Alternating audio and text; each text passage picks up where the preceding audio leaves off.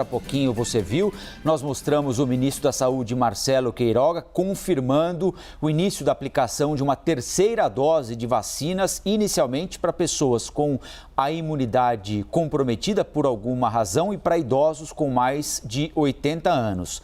A vacina que vai reforçar a imunidade desses indivíduos, desses organismos, será a vacina da Pfizer.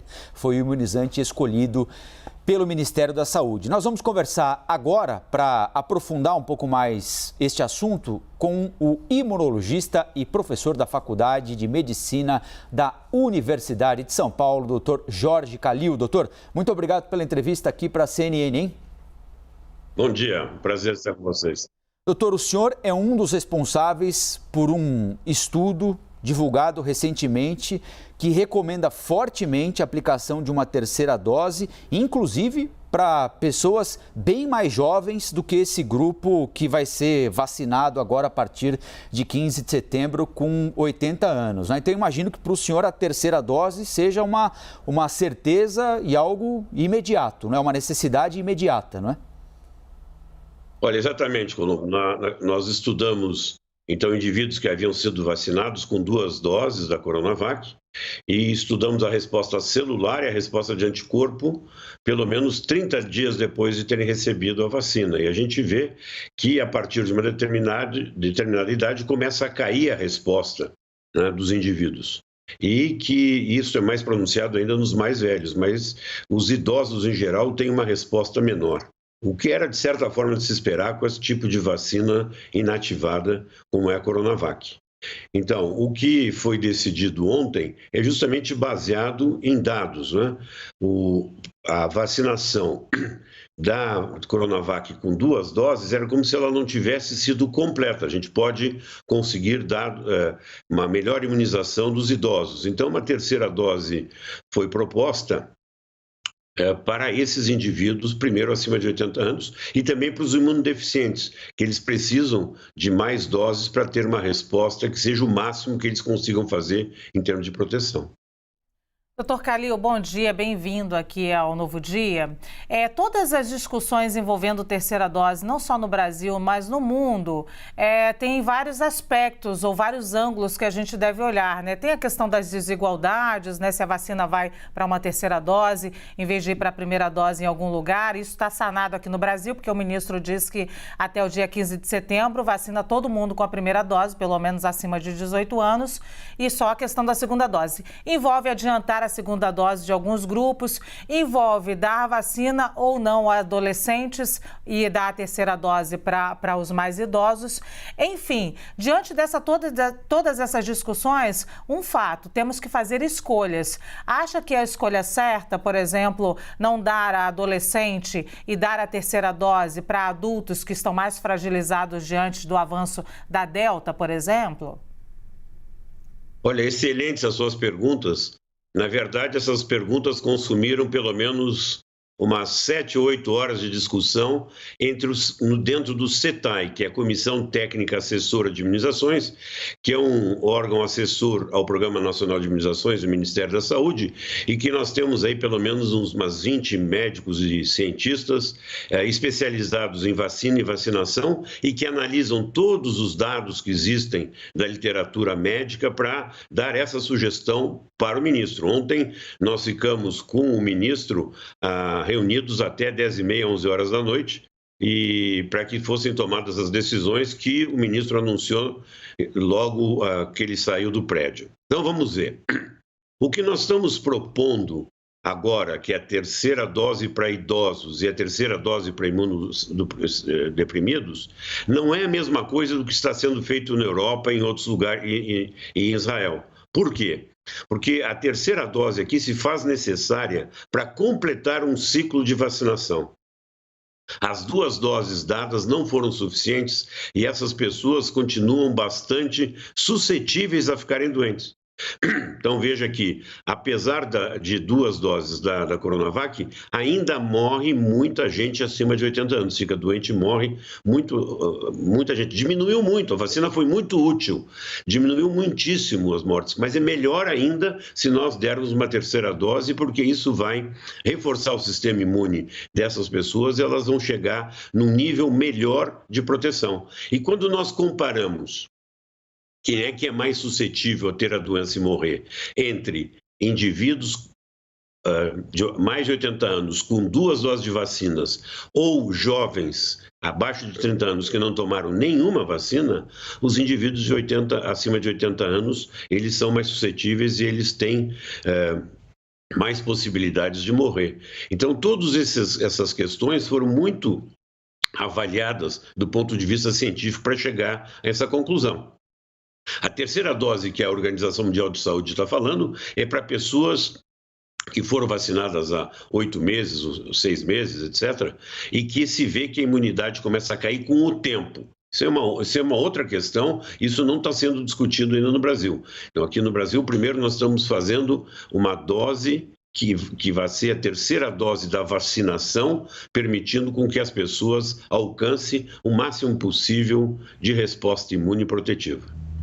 Professor, Elisa falando com o senhor aqui. Obrigada mais uma vez, viu, pela entrevista. Eu quero chamar a atenção para até o que a gente colocou das palavras do senhor aqui na tela. É preciso terceira dose para completar o ciclo da Coronavac, porque o senhor, como já dissemos aqui na abertura da conversa, é um dos autores, então, de um estudo que indica que a resposta imune à Coronavac é menos intensa em homens com mais de 55 anos. O comunicado do ministro da Saúde diz respeito a utilizar uma terceira dose da Pfizer, nesse grupo de idosos e imunossuprimidos. Quando o senhor fala que é necessário um reforço ainda maior para quem tomou Coronavac, a gente está falando dessa pessoa tomar uma terceira de Coronavac ou tomar uma terceira de qualquer outro imunizante? Olha, Elisa, muito obrigado pela pergunta, também muito pertinente. Existe um estudo em andamento no Brasil justamente para responder essa sua pergunta, ou seja, pessoas que já receberam 2 doses de Coronavac estão recebendo uma terceira dose, ou Coronavac, ou Pfizer, ou Janssen, ou AstraZeneca, para se ver como é que é a resposta em termos de aumento da resposta imune. Mas isto vai diminuir. Vai demorar um pouquinho, vai demorar um mês e meio, e nós dissemos para o ministro que nós achamos que devemos começar imediatamente. Como ele tem doses de Pfizer disponíveis que estão chegando, e também porque se viu em outros estudos que a Pfizer misturou muito bem com outras vacinas com outros vetores, o estudo clássico é quando foi feito primeiro AstraZeneca e depois Pfizer, que deu respostas excelentes. Nós acreditamos que também, aqui no caso da Coronavac, uma dose de Pfizer vai ajudar muito a resposta imune. O que nós não queremos é perder tempo, porque nós estamos perdendo vidas e a variante Delta está aí. Então, quanto antes nós agirmos, será melhor, mesmo que não tenhamos todos os dados como a gente gostaria de ter. Doutor, os profissionais de saúde não deveriam estar incluídos nesse grupo prioritário anunciado pelo ministro da Saúde, porque eles também foram prioritariamente vacinados, vocês, né? Também foram prioritariamente vacinados no começo do PNI, e no começo do PNI nós tínhamos basicamente a Coronavac à disposição, não é? Não faltou incluir os profissionais de saúde aí que continuam muito expostos ao risco por razões óbvias? Olha, Colombo, realmente isso aí foi alvo de discussão. E nós achamos que é muito pertinente essa discussão. Nós queremos aprofundar um pouquinho mais, nós queremos juntar um pouquinho mais de dados, porque como muito dos profissionais de saúde que estão diretamente atendendo os pacientes são mais jovens, nós ainda não temos muita certeza de que a incidência tenha piorado, tenha sido ainda bastante alta. Então, apesar de termos discutido muito ontem à noite, nós resolvemos juntar mais dados antes de tomar uma decisão nesse sentido, que também é bastante pertinente à sua pergunta.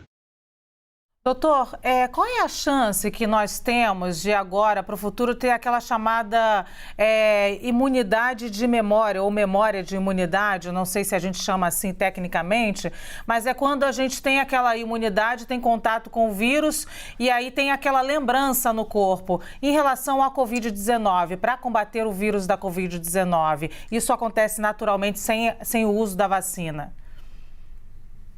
Então, são duas coisas, né, que você está levantando. Um é a memória imune que a gente faz quando faz uma vacina, e a outra que é a memória imune das pessoas que já tiveram em contato com o vírus, né? Bom, as duas são extremamente importantes. O que tem, e que, Luciana, que acho que é importante salientar, é que você faz uma resposta protetiva, o que tem é que, às vezes, ela não é suficiente. É como às vezes eu faço essa comparação bélica, é como tivéssemos dois exércitos aí em luta. Nós temos que ter armas e armas certeiras para nos defender, né? E do outro lado, o vírus que nos ataca, ele pode ter os variantes e ele pode também ter uma quantidade muito grande de vírus que nos ataca. E a gente está sempre observando para ver quando, nesta luta, digamos, o nosso sistema imune está perdendo porque nós precisamos de mais reforços. E é isso, mais ou menos, que a gente faz o tempo todo. Para a gente ter uma imunidade que não permita mais o vírus circular, que se falava muito na imunidade de rebanho, se é isso que você está se referindo, que também é muito importante, a gente teria alcançado já, provavelmente, se não houvessem os variantes. Mas como há variantes, esses variantes, eles escapam da resposta imune e terminam causando infecção e com isso permitem que o vírus fique circulando e permitem também que o vírus cause doença em algumas pessoas que não têm a resposta completa, como eu estava explicando para você. Então nós vamos ter que, todas as decisões que nós tomamos agora são, em termos de saúde pública, primeiro evitar a morte. Depois evitar a doença e, em terceiro lugar, nós vamos pensar como é que vamos diminuir a circulação. E é importante que se saiba que mesmo o indivíduo vacinado que não tem a doença, ele pode ter o vírus no seu nariz, ele pode ser um portador assintomático. E isso aí é uma outra coisa que nós vamos fazer, porque pode ser que as vacinas não defendam contra tudo isso. E por isso mesmo o nosso grupo trabalha numa vacina que seria nasal para fazer com que o vírus não infecte mais o organismo desde o seu início, e com isso não haja transmissão. Então, são vários problemas que estão correndo ao mesmo tempo, como você pode ver, e a ciência está correndo atrás para tentar resolver. Por isso que é importante todo mundo continuar usando a máscara, sempre, né? Até segunda ordem. Professor Jorge Calil, muito obrigado pela entrevista aqui para a CNN e até uma próxima, hein? Muito obrigado pela oportunidade de tentar esclarecer tudo. E eu queria lembrar a todos, que você falou, muito importante, nós estamos com o variante Delta por aí, nós não sabemos o que ele vai causar, ele trouxe um estrago muito grande nos Estados Unidos e em Israel, ele já está no Rio de Janeiro, já estão aumentando o número de infecções no Rio de Janeiro. Por favor, evitem aglomerações e usem máscara. Não vamos deixar, vamos aprender um pouquinho com o erro dos outros. Muito obrigado. Tenha um bom dia.